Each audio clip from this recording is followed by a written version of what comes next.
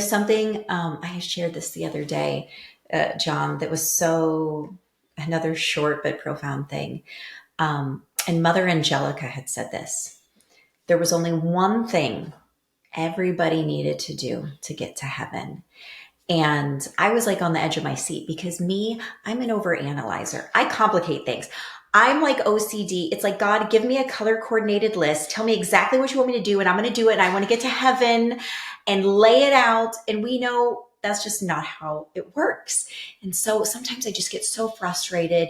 And this is what the enemy wants. He wants us to just get worn down and think you're not worthy, you're past it, and living in that guilt and think you're never going to be going to heaven.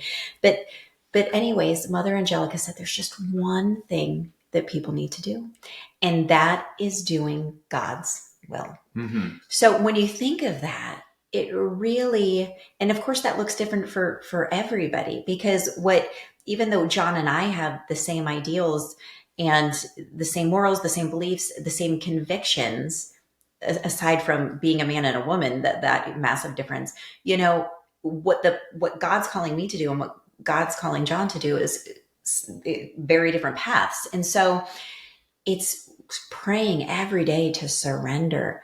Okay, Lord, your will, not mine. Mm-hmm. We're such a selfish people.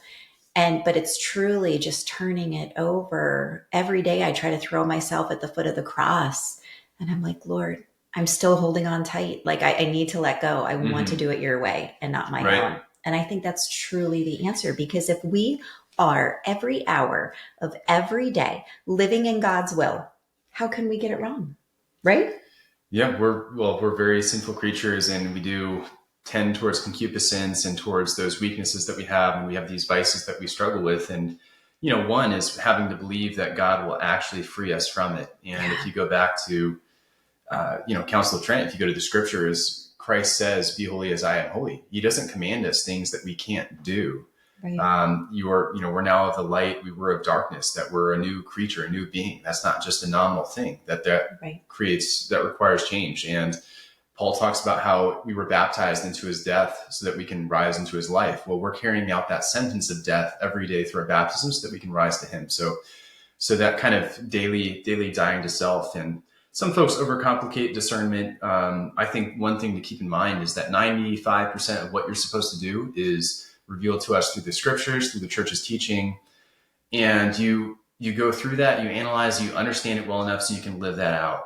And then as you kind of pray and you get to know the Lord's voice, you're going to have these little kind of whispers, these kind of understandings where there's some peace that will help you to understand what direction should you take. And I found just kind of mental prayer to be really profound in trying to learn. And I've had quite a crazy experience with discernment for sure. But